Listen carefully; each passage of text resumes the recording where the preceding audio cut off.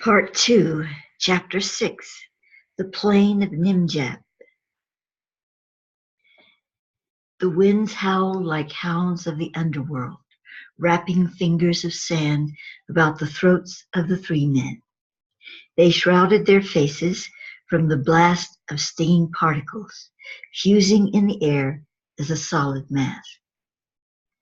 Thoth and Stefan accompanied their brother and the lamas with their packs of possessions and provisions through the long desert journey. They were upon the plain of Nimjab, in what is now known as the Nubian Desert on the continent of Africa near Egypt.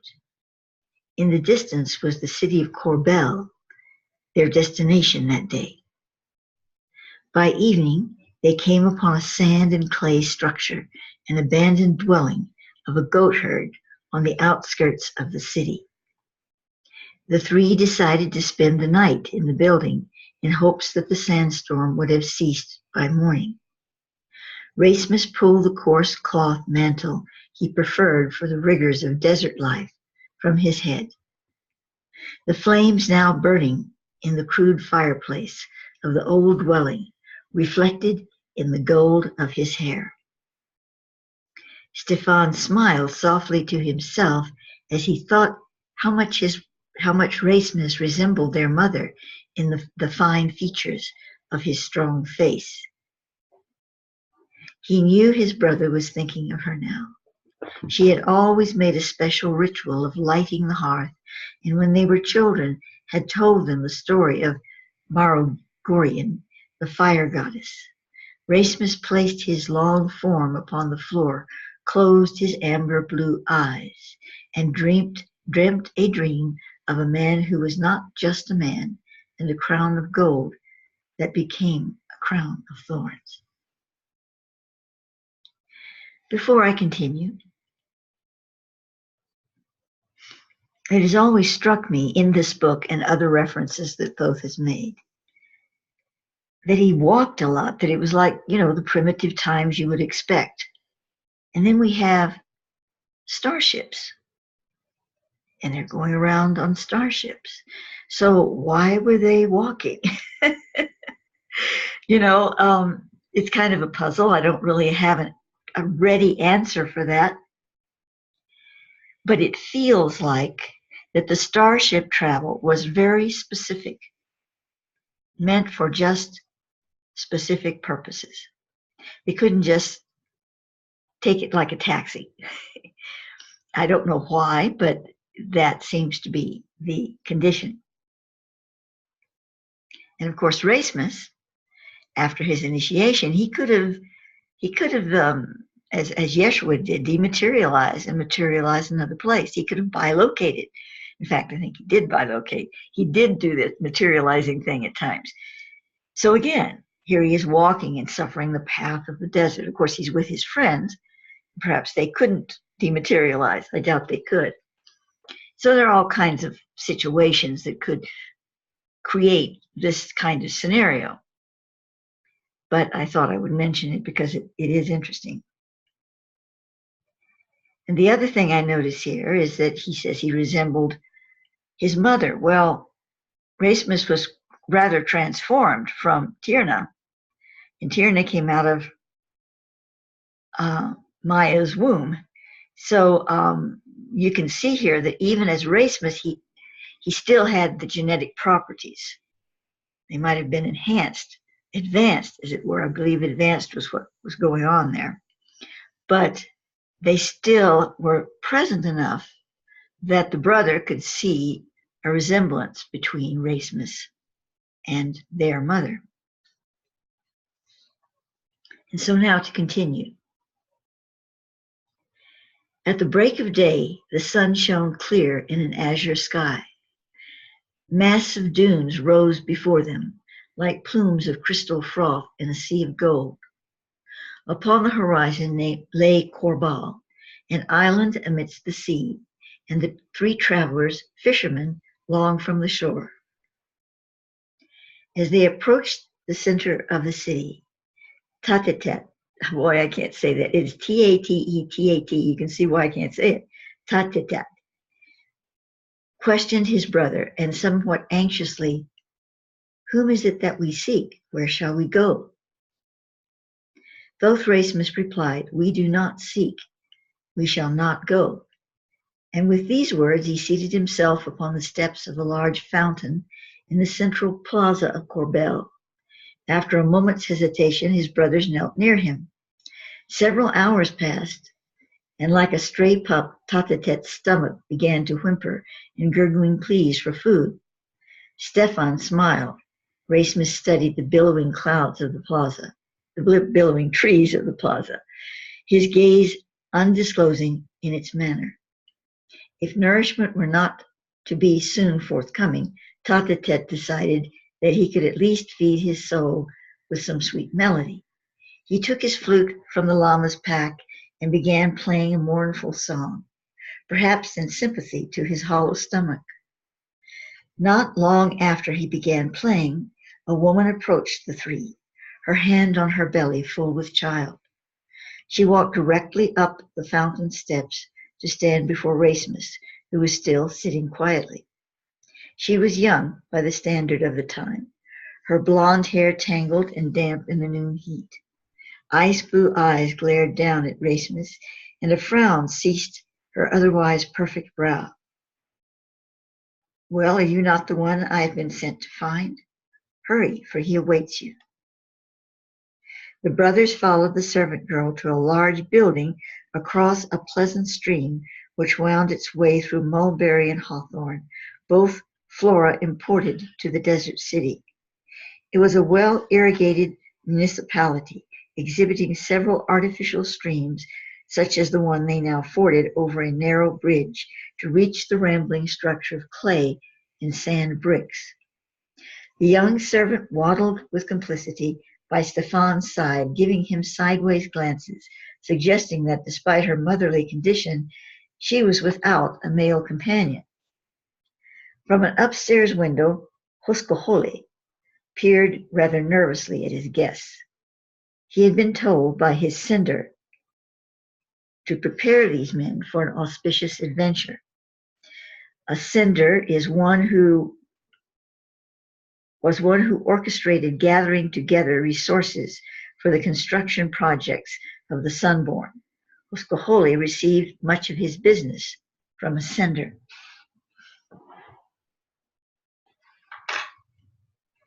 He thought it a rather overly adventurous undertaking himself, but then he was never surprised at the strange concerns of the Nagwans. The Sunborn were always involved in matters which seemed to him an extravagant waste of time and resources. Hoskohole was a simple man, and to others voiced his pride in the fact, while an inner conflict raged inside him. There was more than a germ of jealousy lurking beneath the cobwebs of his heart. Why were the Nagwans never wanting? They always had every need supplied them. What was not given to them outright, they could create out of thin air, even gold and precious stones. Like a pouncing tiger, his heart lurched at the thought of such unlimited wealth. And here he was, a simple man, doing their bidding for mere coins from a purse. Again, I'm going to pause to reflect upon this. The Sunborn were not the elite in the sense of, oh, we have all this money and there's poor people. Nobody was really poor, at least in the circles that we're talking about here, the countries and whatever. They didn't have any poor people. They had people who lived more simply, but they lived well. If we were to go back into Hoskohole's house, we'd go, ooh, wow. And how much does he pay for this? Hardly anything. Supplied to him, because the people were always given what they needed. The Sunborn were not craving wealth, manufacturing through the ethers their gems and their gold and their palaces. Everything they did had a spiritual connection. Gems were energy tools. Gold was certainly an energy tool.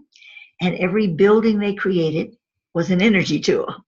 They were working with the grids of the planet. They went about their business and doing what they needed to do. Notice that Thoth traveled so humbly, wearing a really uh, simple robe, probably very scratchy and hand woven. Just does this remind you of someone? Jesus? He actually came, Yeshua came from a not super wealthy, but a well-to-do family. And it was not that humble as far as finances are concerned. And yet he came into the role with the people. He wasn't pretending. Everyone, if you know, his life was pretty much an open book in the culture that he was in.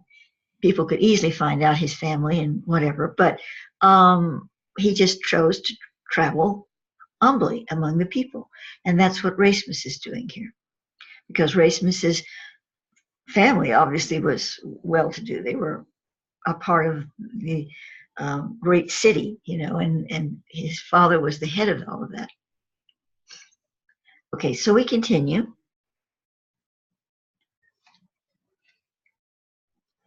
Hoskoholi was overly gracious to the travelers. His large dwelling was quite dingy inside, little air and much odor. Again, it was dingy because he didn't keep it clean. But it was big.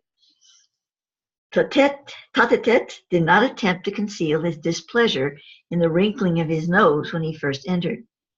Raismes had to stoop considerably in order to pass through the door made for mortals. Stefan flicked his eyes toward Raismes with a thought of warning. This man is a danger and a fool, he impressed upon his brother's mind. Raismes appeared not to respond, but Stefan knew that the Thoth was no less cognizant of that fact.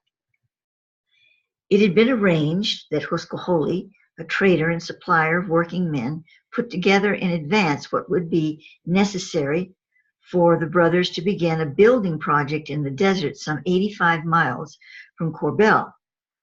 A discussion with the trader indicated to Raismes that this man had been efficient in his task. All was arranged and ready to proceed. It was the river of Horus, Nile, on the plain of Nimjab, that Thoth began his first sacred architectural project as Raismes of Aphra. This was to become the temple complex of Ramen, R-A-I-M-E-N, meaning struck by the light of the stars, which was also the name of a rare blue diamond. This arrangement of synergic temples and a vast, impressive array, even in the age of Thoth. I'm sorry, let me read that again. This arrangement of synergic temples was a vast and impressive array, even in the age of Thoth. Thoth himself did not oversee its entire construction, but began the process with the master plan as it was imprinted upon the Enochian table of Thoth Muzuru, which Thoth Raismes could summon as a hologram through his own resonant light field. He spent several years at Ramen, working closely with the architects in his service. He returned there often throughout his lifetime. From the book, The Blue Stone, Healing Science of Hermes Trismegistus, whom I now call Healing Science of Thoth, by me, we gain insight into Ramen and its wondrous star arc. Now, this is a quote from the Blue Stone. Essentially, Ramen was a labyrinth of communication channels fed by a central arc.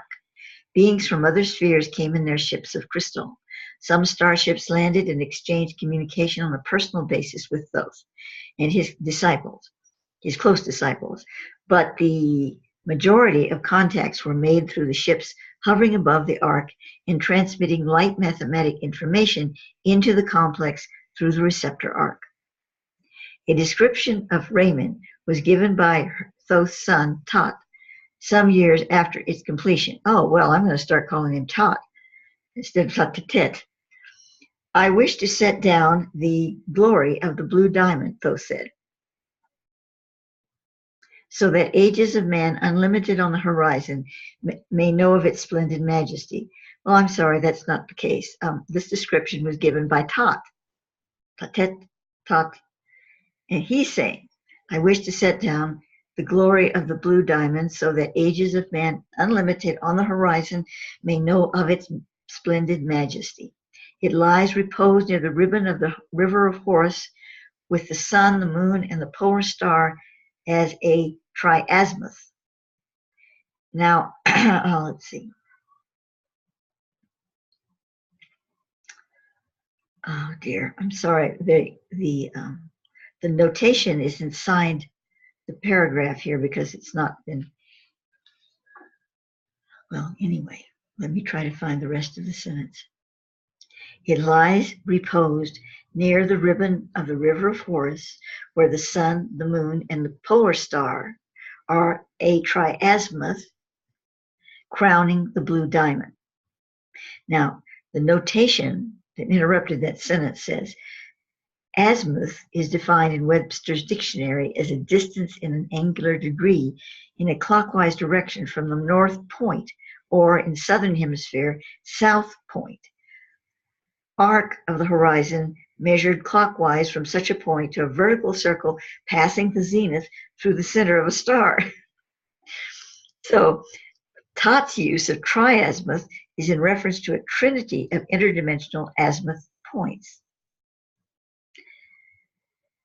So to continue, it rests in a concave of Earth so that the graduation in depth from the outer circle to the central abacus is pronounced. From Webster's dictionary, abacus,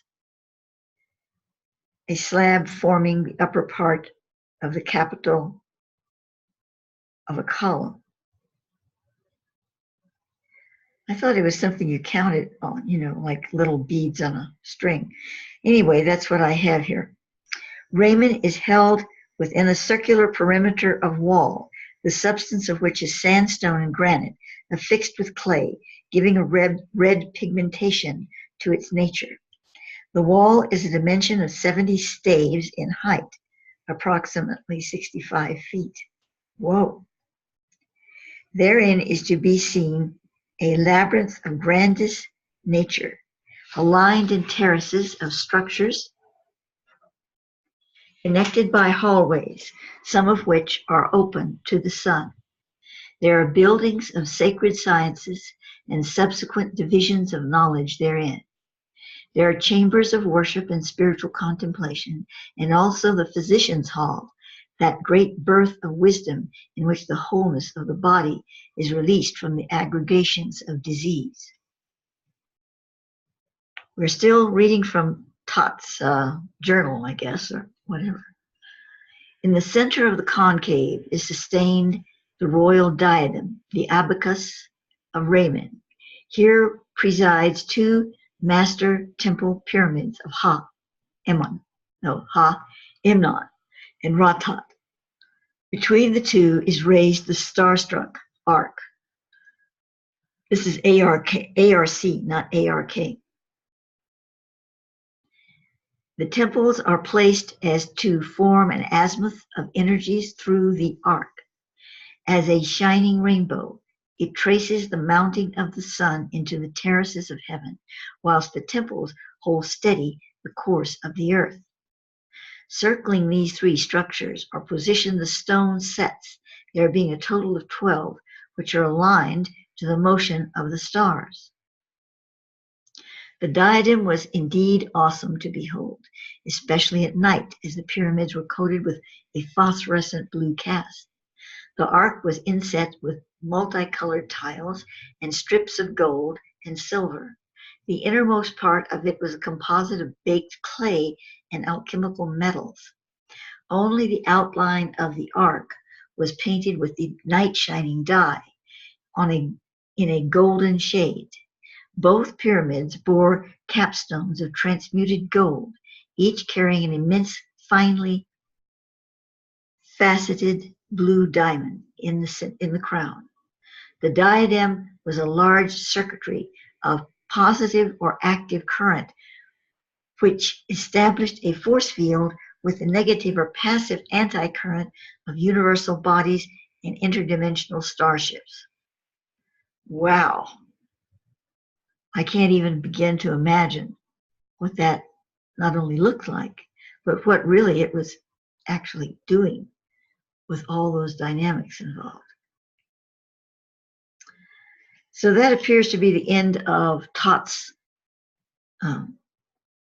description. I'm going back out of Bluestone Manual and back to now our Journey of the Beloved, and it says, during his time at Raymond, it reminds me of the Raymond noodles, you know. Okay, let me try it again, sorry. During his time at Raymond, Thoth gathered sunborn and pure ultras in an exchange of knowledge and wisdom in hopes of aiding the planet through the cataclysms that were distantly drumming upon the horizon. After the ascension of Thoth Raismes, his son Thoth became the guardian of Raymond. After his transition, its activity was greatly reduced, for the etheric veil was rapidly falling, neutralizing the power of the ark. It was the unfortunate destiny of Raymond to eventually be destroyed by the Ben Ahim. Boy, that's sad. I was hoping we could dig it up somewhere. Although, who knows, something might remain of it buried beneath the sand. Returning to Thoth's first experience with the Blue Diamond Complex, it was during this period that he was visited by an old friend, one whom he had met while still in his mother's womb, Abba, the priest seer.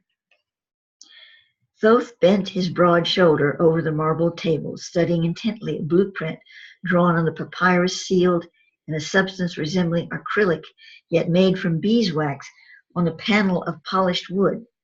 He was in the process of making decisions concerning a mural that was to be created in the delicate tiles upon a wall in the physician's hall of Raymond. Ironically, such a project would take longer to complete than would the raising and joining of stone blocks, which was done with light sonics and other ultra modes of construction. Irutus, Thoth's meter, or master architect, who worked directly with him, was absorbed in pointing out to Thoth Raismes a potential problem in the alignment, via sacred geometry, of the mural wall with the pool of Isis. Just as Irutus began to point to the troubling section on the blueprint, a man walked into the chamber unannounced. Irutus, never one to extend courtesy beyond the duties of his office, glared at the old one and questioned, "Why have you trespassed? Do you not know whom you approach?" The wizened figure merely smiled affably at Irutus, which further aggravated his displeasure. Raismes felt a breeze upon his back, as if a night air had penetrated the vaporous curtain within the temple of his being. He turned to see Abba standing, leaning on a cherrywood staff and grinning at him. Thoth had never before set eyes upon this man, yet he knew him well. Without a word spoken between them, he embraced the priest seer. Finally, Raismes spoke, and his words were laden with unshed emotion. And this is Thoth speaking here. Ye who come out of the wilderness for me, so I greet thee as thy son, who has been long away from his father. In the heart of Raismes, he knew that the soul of Abba would come out of the wilderness for another who would be the light of the world in a future age, and with water would he open the scroll of heaven for this anointed one. Obviously here he's speaking of John the Baptist. So Abba is the soul that would be John the Baptist and anoint Jesus, bringing the Christic flame into his presence, into his form. That evening, Abba sat with Raismes in the latter's personal abode not far from Raymond in the oasis of Stepha. In a future time, the gold mines of Stepha would be one source which supplied King Solomon in his building of the temple, and the soul of Thoth Raismes was incarnate as Hiram Habith, the master builder of Solomon's temple. Within a time of Thoth, Abba sat on fine cushions, relaxing near an open window which overlooked the oasis pools, its water bubbling from deep springs in the earth. At night, the pools were lit by torches, and on this evening, young women were singing harmoniously as they danced in fluid movements about the pools. Again, I just have to note, they had torches, flames, primitive sources of lighting, and yet they also had, side by side, in the sacred areas where it was part of the whole dynamic, they had eternal lights. They had lighting that came on from plasma sources and things. It's like the two time periods just lived in the same era, side by side. And that is due, I believe, in what I'm understanding here, to the lotus reality still being merged with the other. And when the lotus reality lifted, all that lifted with it. Oh, there might be some remnant things here and there that we find, little chunks and bits and pieces like, whoa, what's this? But that was kind of leftovers, that sort of didn't make it back through the portal, I guess.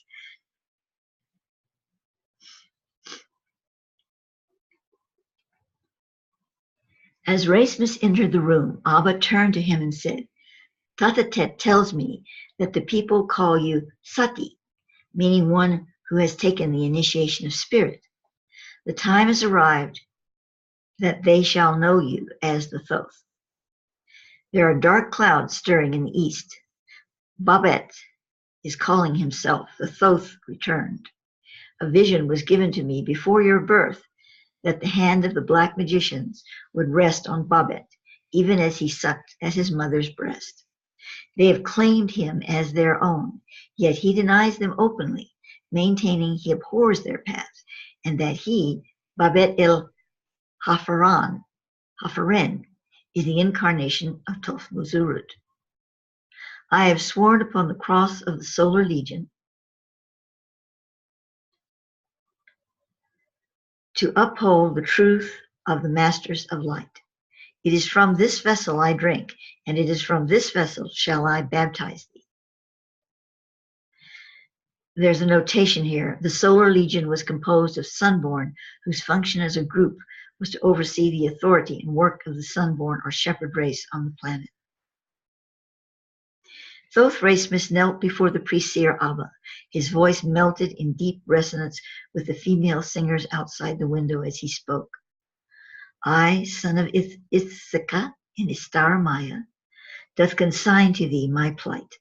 As a branch bends to the will of the wind, so I take upon me the mantle of service to the universes of the Father. From within his robe, Abba brought forth a gold talisman. It was the cross of the Solar Legion. He placed this emblem tenderly upon the neck of Thoth Raismes. This I give unto thee from the great council of the Solar Legion. Within the metal is their signature of light, which cannot be duplicated by the most gifted of craftsmen. Yet it is but a gesture, for ye need no medallion to announce thy authority. It is within the sacred seals of thy aura, and in the blood of sapphire coursing through thy veins. Make ready on the morrow for baptism. When the new moon comes in 6 days hence, so a gathering of sunborn and leaders of nations shall be brought together, that I might declare to them thy identity as the Thoth.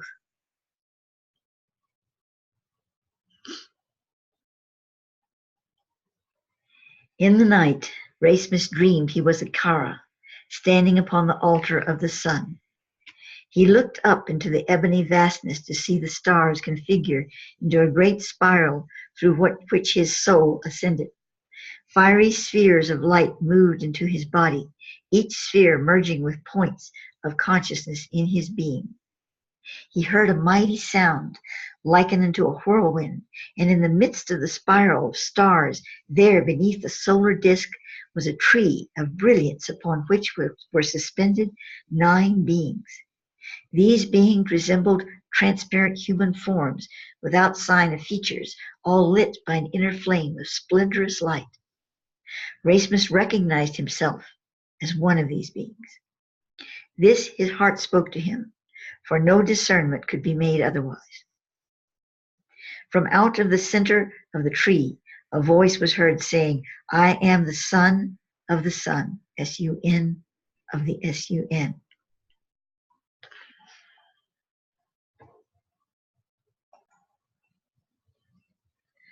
I give forth the fruit for the conscience of mankind.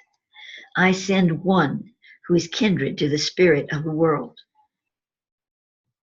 And as the voice spoke, 6 on the tree ascended into the sun.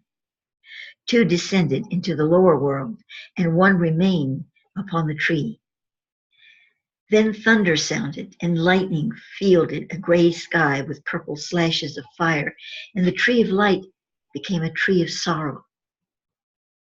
The transparent form being transformed into man of flesh, suspended in a blessed agony upon the branches of the tree. From out of his body poured the nectar of his soul, and where this nectar did fall, so there scarlet roses grew. Thoth Raismes saw his transparent form solidify into a man at the foot of the tree of sorrow, standing with a woman whose face, transfigured in radiance, was lifted up to the one upon the tree. And the one spoke to her, saying, "Mother, behold thy son."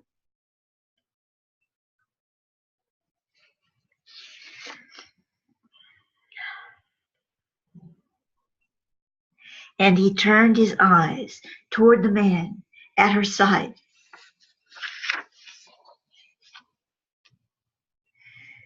As he commanded, "Johannes, behold thy mother." Oh, sorry, just really got a strong energy from that. That was so immediate. It just simply placed me there beside them. Not that I was actually there, but I mean, in the moment, it was as if I were.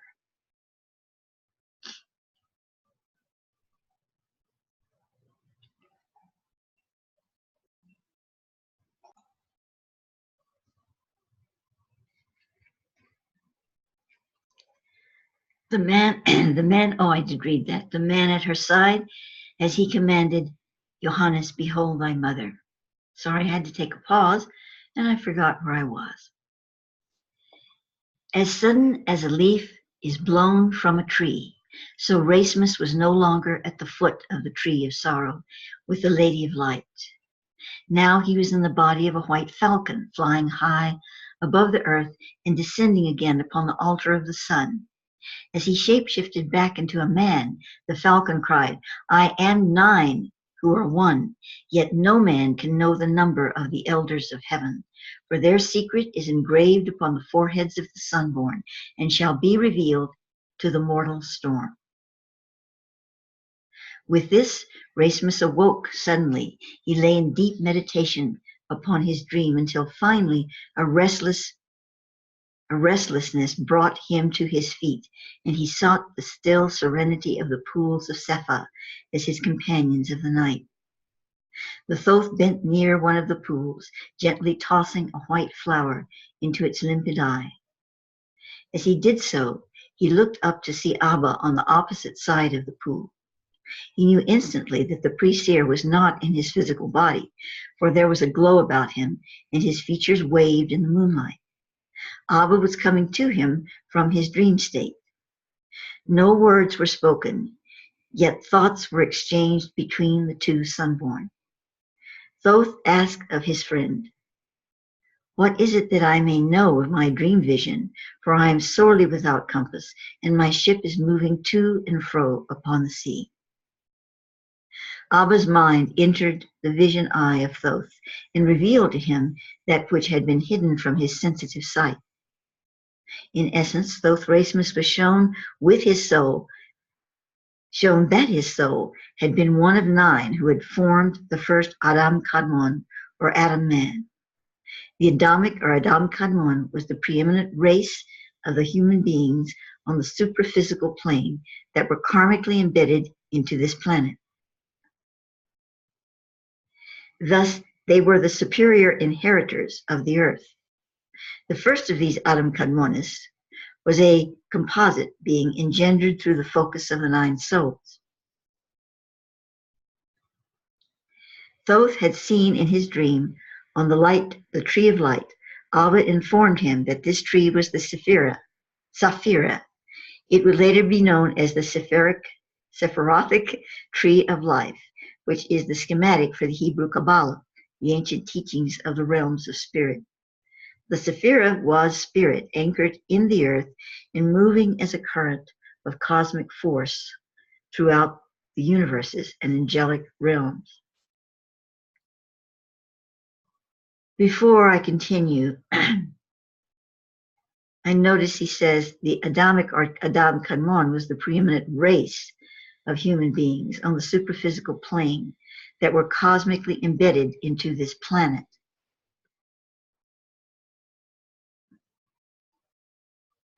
But the 9 who formed the first Adam Kadmon are not Adam Kadmon. I want to stress that, because they are not embedded karmically into the earth, as Thoth Raismes is not his soul.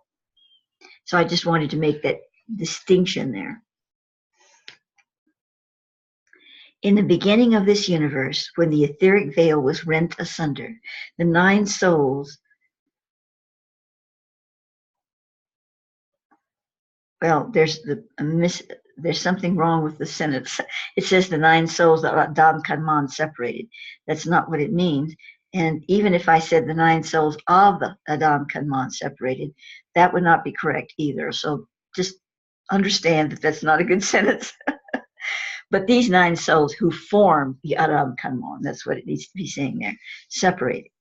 6 ascended and integrated with the 6 Elohim, or higher angelic beings, who governed the creating of the earth. These 6 were indwelling in the sun of the solar system. 2 of the other 9, now I'm calling them Adam Kadmon here, and they are really not. So I need to make a correction with that in the manuscript someday. But they're the, or we could even call them, okay, Thoth is coming in on this. We could say that they were Adam Kadmon, but of a super sensitive, creative level.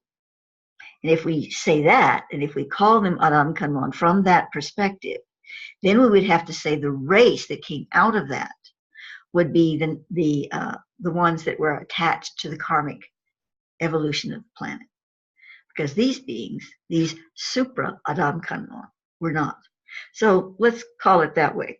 You know, there's so much somatics involved with all of this, trying to align it to the spiritual concepts and actual dynamics. It's rather difficult at times. That's one of the reasons I stopped writing this book.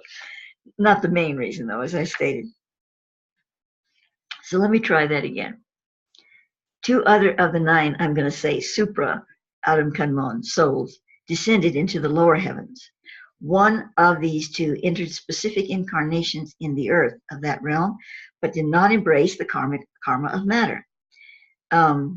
This soul was able to maintain a frequency of spirit that sustained it against the tide of mass inertia, which inserts karma into the soul's experience.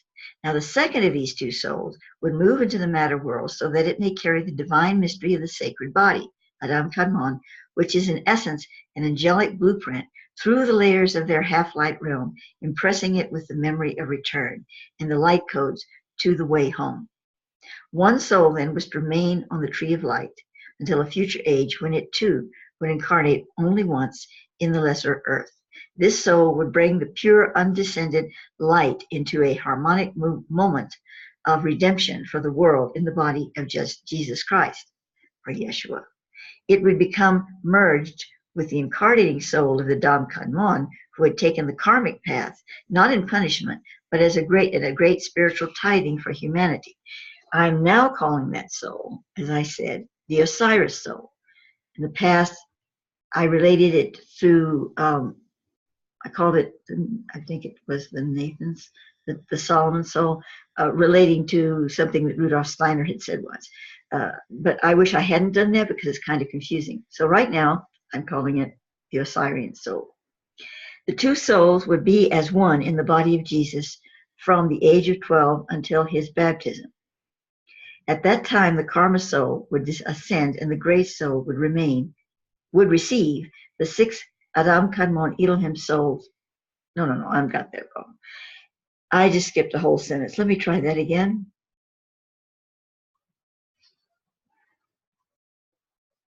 At that time, the karma soul would ascend, that's the Osirian soul, and the grace soul would receive the 6 Adam Kadmon Elohim souls, who now formed one glorious sun spirit.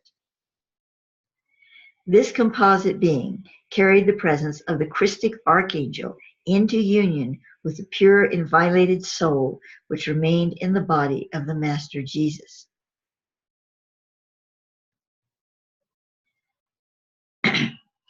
Thoth had been the soul who had descended into the lower matter world, but had not accepted the karmic passage. He was to facilitate the receiving of the karma soul that Jesus, at the baptism,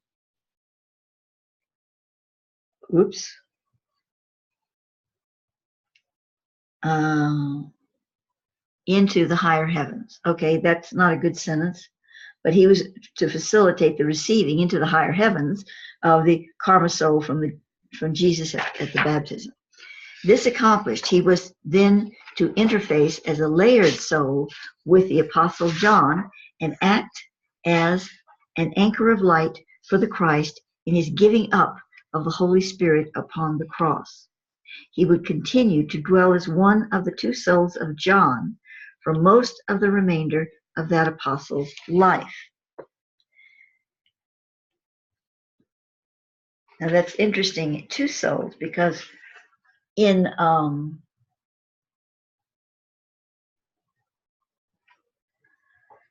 oh dear, just a moment. I'm having to fluctuate my pages here. I'm afraid I made a mistake. I'm just going to pause for a moment.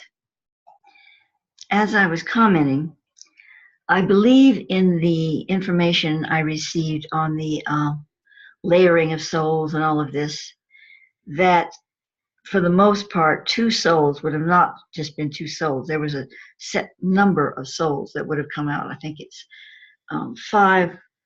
I can't remember now, but I don't think 2 is part of it. I'm pretty sure it isn't. However, it's not set in stone. So obviously this was a very unique situation where only 2 souls came together as John. But then if you look at Yeshua, only 2 souls layered in Yeshua until at the time of the baptism. One of those left, and there was only technically 1 soul left, but there was this sun spirit thing, which is a conglomeration of all these other souls. So, it gets really, really difficult to understand. But as a sun spirit, it was like the souls just merged as one energy force field or whatever. So we're dealing with some really unusual dynamics that may have never happened before or since on the planet.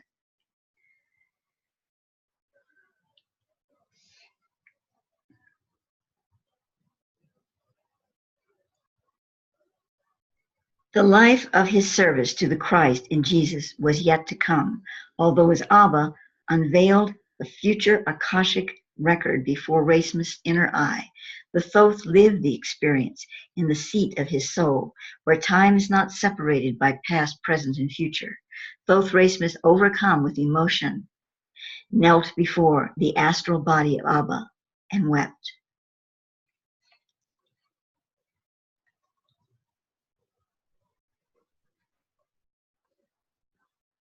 As the sun emerged from heaven on the day of his baptism, Raismes' impressive form was submerged by Abba into the sacred pool, while those of the Thoth's company stood as witness to the sacrament. On the following new moon, Thoth, Raismes of Aphra, stood a step or 2 aside and behind Abba on the platform in front of the Ark of Raymond. Gathered before them were over 1,000 people from many nations of the world who had come to hear the renowned Abba speak. They craned their necks to see the tall, bronzed man beside them, for they were curious about the mysterious architect of Raymond who had seemed to appear from out of the ether. Who was this sun-born who shone like the stars of heaven? Many of these individuals had been brought by starships to the Raymond complex. They had been chosen carefully by the Solar Legion as those among the Earth's races who could intelligently and spiritually communicate what they would witness to the masses of the world. On the platform, seated in a semicircle behind the priest seer, and Raismes were 12 members of the Solar Legion. They remained silent during the proceedings, but their mere presence was enough to substantiate Abba's words. The priest seer addressed the people. You who have been gathered to witness this day shall look upon he who has been sent to us once again, who has returned, as he so promised the Atlantean masters of old. Behold, for you see in this man the being who was Thoth. Now in this body he is to be known forever more as the one who bears the 3 crowns, the thrice great Thoth. Throughout his life among us he shall join the 3 kingdoms within one realm, the kingdom of mind, the kingdom of heart, and the kingdom of spirit. He brings us the fire in Orion's girdle, those 3 stars which radiate the 3 kingdoms within us. While as Thoth, he was one who came to us as from afar. Now as Thoth Raismes of Aphra, he is our brother, our son, our friend, and our mentor. Let us pull away the veils from our eyes and see him who takes upon the mantle of service as the true Thoth.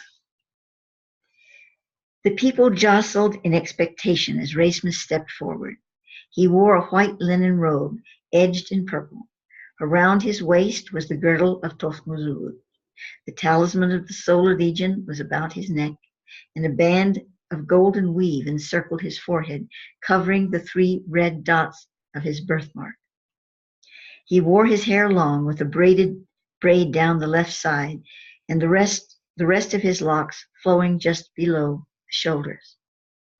His eyes were piercing, yet infinitely kind. The mass of people gasped as one body. He was beautiful to behold. His whole presence bespoke unquestioned authority and regal grace. The people before him became silent, awestruck by what they saw and experienced. They had been among the sunborn before, yet this man was a being apart. In those moments of silence, the descending sun settled upon the shoulders of Thoth as a dove would rest its wings on the yoke of an anointed host. The smoke of rose-colored clouds turned lavender and then violet as a gentle breeze blew. It was a moment all wished to remember unto eternity. Among the crowd were Raismes' family, including Sha'Maia and Latha. These women, who loved him as son and brother, felt their hearts break into many small, exquisitely shaped pieces, each reflecting the sunset behind their beloved. Every scent and sign of the encroaching evening they savored in their breast as a testament to the instant in eternity which now overcame their souls with wonder.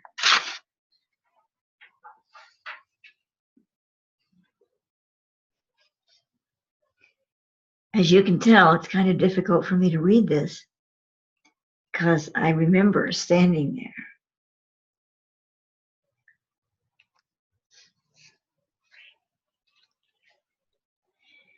Just then, a voice called out from among the people. It was a small, almost whining voice, which grated upon the ear. You who stand there in your fine robes and jewelry, croaked the gnome-shaped man attached to the accusing utterance. You are an impostor. I have seen the great and mighty Thoth. You are an impostor, I say. For he who is Thoth is already among us. We have no need of a lesser god than when the greater is in our stead. Heads turned, some in shock, others in foreboding, to see a small man with toadish features. He was slightly humped in the shoulders, and he now squinted as if he preferred darkened places to the light of day. All that could be heard by a few was his wheezing, tense breathing. He suddenly realized that he was in possession of an audience, and at first this gave him pause. Then he took on the persona of one who had waited all his life for just such a moment. He drew a deep and ragged breath and proceeded. I, Huskoli, this is the same fellow, remember, have met both men, and I say that the Thoth dwells not in this one. He is great within Babet el-Hafaran, who is one of the Sudan countries, Syria, who is of one of the Sudan countries. He works glorious miracles and is a fierce firebrand of spirit and might. It is he whom you must turn. It is he to whom you must turn, for he is the Savior of this world, which has begotten us so poorly. Thoth Babet promises all who come to him a better reward. All the while Huskoholi was rasping his feverish speech, Thoth Raismes was as still as a marbled column of the temple.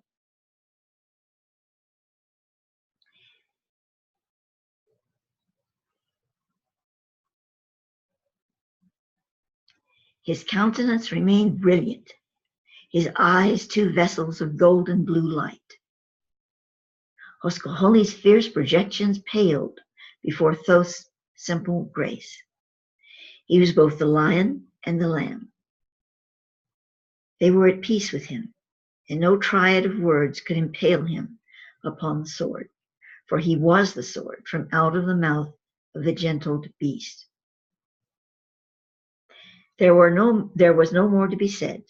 Huskoholi suddenly looked as if he had swallowed a fishbone. He clamped his jaws shut, moved his eyes nervously from side to side, and decided that his retreat would be imminent. All faces turned toward the Thoth, as if the small toad-like man had never been. Raismes bent his head ever so slightly for just a moment and raised one hand to his chin as if he wished to catch a falling tear. But no tears were visible. When he lifted his head once again, all watched his eyes become crystal with an inner resolve. He parted his lips to speak, then smiled faintly and looked to the heavens, now lit with the many stellar spheres of the firmament. A shooting star grazed the edge of the sky. It shimmered as a stone cast upon water, racing into the depths of the cosmic sea. In that instant, those present saw a veil of light surround the Thoth in azure blue.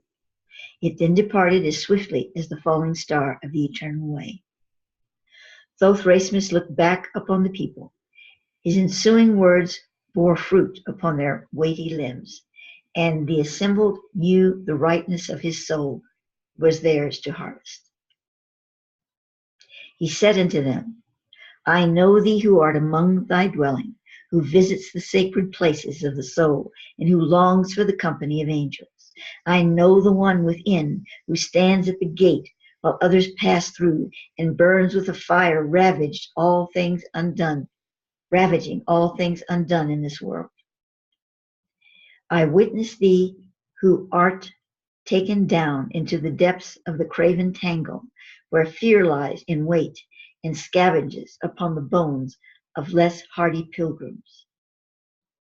I am beside thee who climbs with diligent step to the heights of mountains and finds there only the frozen thoughts of men who have ascended before thee. I am thee, and I say unto thee now, there is no place that ye may seek out of the flame but in thine own sanctuary. All else is but a trivial aside to the golden moment of truth within. Know this, and ye shall find thy masters and savants at the feet of the indwelling spirit that resides in all souls and in all universes of divinity.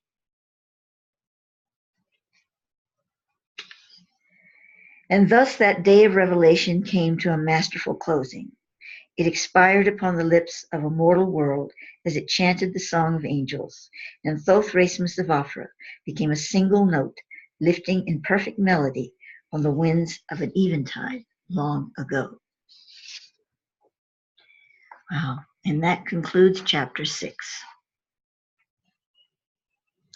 I must say that reading it again now, I lived it. I lived everything in that chapter, especially, of course, those words, the events that took place, his vision, his baptism, and then the day of his speech, and being there and watching him and listening to him. It became absolutely real to me. And it did not when I wrote it. Not to say that I wasn't inspired, obviously I was, but it did not hold the presence that it holds for me now.